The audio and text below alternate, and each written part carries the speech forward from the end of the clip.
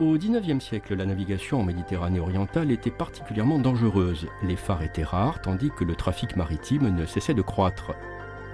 Le détroit des Dardanelles, reliant la mer Égée à la mer de Marmara, connaissait une influence notable, notamment durant la guerre de Crimée. C'est dans ce contexte qu'un navigateur originaire de Sanary, Marius Michel, propose de moderniser et d'étendre le réseau de phares de l'Empire ottoman. Son initiative visionnaire lui vaudra d'être anobli par le sultan sous le nom de Michel Pacha.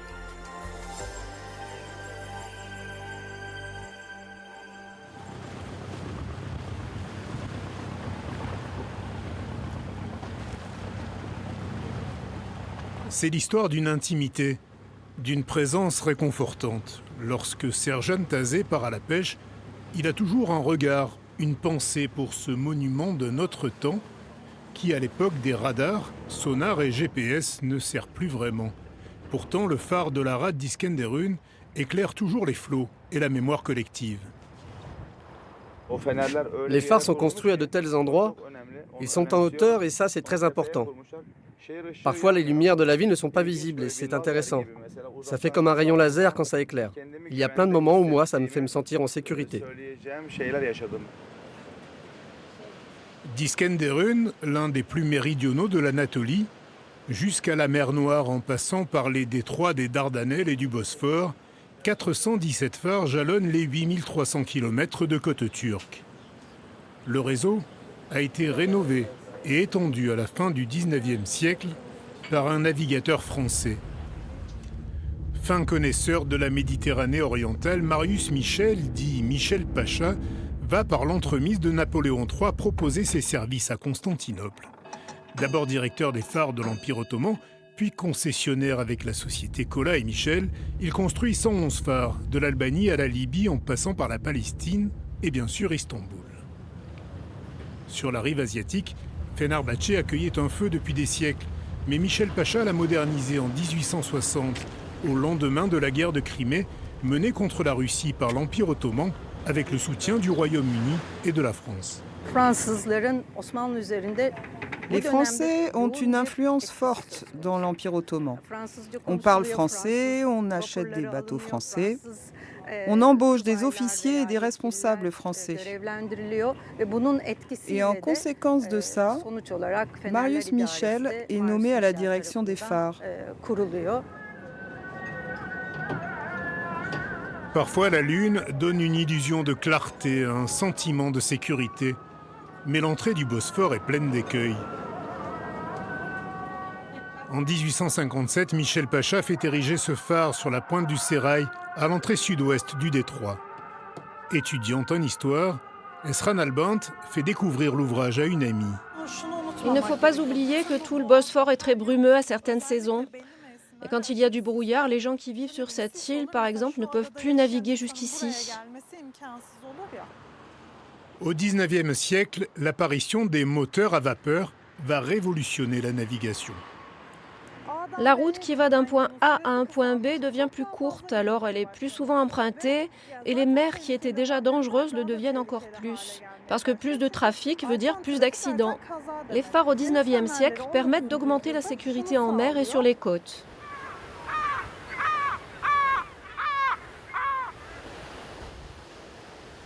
À Chilé, sur la mer Noire, le phare date de 1859. L'étude de ces monuments est devenue une passion pour Esra Nalbant, car au-delà des aspects techniques et stratégiques, c'est une porte ouverte sur le monde. Les phares éclairent de nombreux sujets, politiques, économiques ou historiques. Pour ainsi dire, les phares sont une sorte de lentille pour comprendre cette période et les dernières années d'un empire.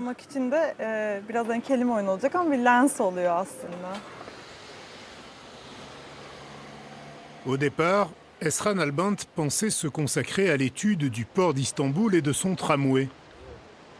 Puis elle a découvert la formidable histoire de Michel Pacha et des phares, comme une invitation au voyage.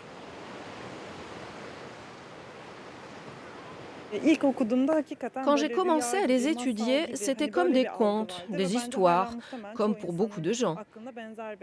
Mais en travaillant dessus, je me suis débrouillée pour rendre le sujet ennuyeux. J'ai presque réussi à rendre le phare aussi banal qu'un tuyau de canalisation. Pour ces visiteurs d'un jour, le phare n'a rien perdu de sa magie. C'est l'une des principales attractions touristiques de Chili. On y vient pour le paysage et pour l'histoire. C'est un endroit dont j'avais déjà entendu parler et que je voulais voir.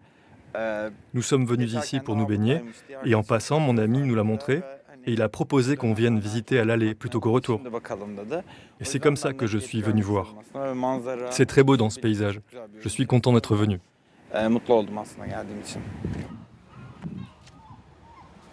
On peut même repartir avec une réplique en plâtre ou un autre souvenir, acheté à ce voisin du phare, intarissable sur les performances techniques de l'édifice.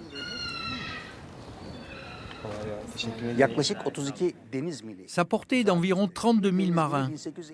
Un 1000 marins équivaut à 1852 mètres, donc ça fait environ 60 km. C'est le phare avec la plus grande portée en Turquie. Il a été commandé par Abdülmecid. Seule la lentille est venue de France. Tout le reste a été construit par des ouvriers turcs à l'époque des Ottomans.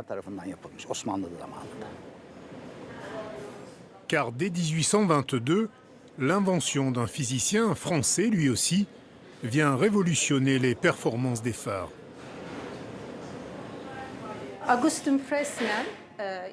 Augustin Fresnel est le premier à produire en France des lentilles dioptriques et catadioptriques.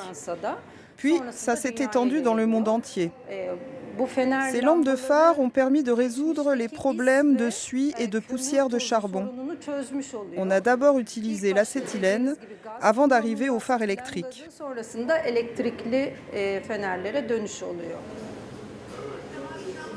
Le phare de Saint-Stéphane à Istanbul abrite un restaurant, mais aussi un petit musée que Yavuz Selim, l'occupant des lieux, fait visiter à l'historienne Yasmine Nemlioğlu, la spécialiste de Michel Pacha et des phares en Turquie. Yavuz, lui, aime à se dépeindre comme le gardien des lieux. On n'est que des gardiens dans la vie. Personne n'emportera rien avec lui. Tout le monde garde quelque chose, et moi, je garde ce phare, je garde l'histoire. Je suis marin, c'est comme ça que j'ai gagné ma vie. J'ai fait mes études à l'école de la marine, c'est de là que je viens. La vie est passagère, c'est comme un rôle, un voyage en avion. On atterrit tous forcément un jour, et moi je vis ici les années qui me restent.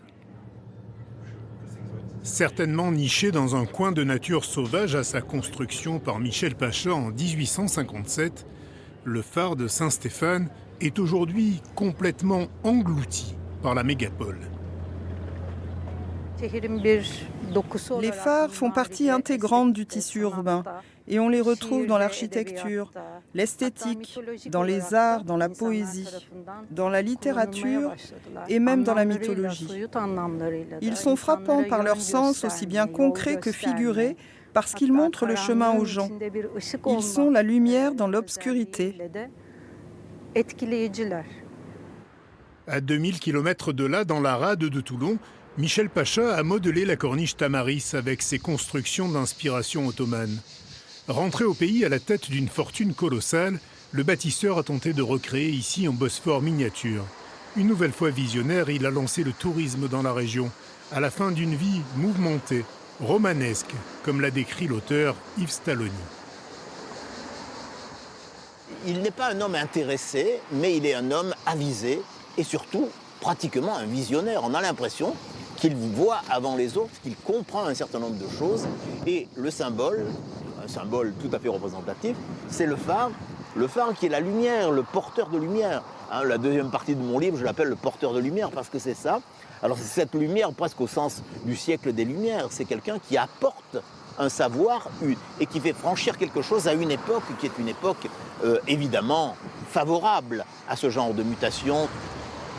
Michel Pacha a aussi importé à la Seine-sur-Mer les navettes maritimes, inspirées des vapures qui croisent sur le Bosphore, notamment près des quais de Galata, construits par Michel Pacha.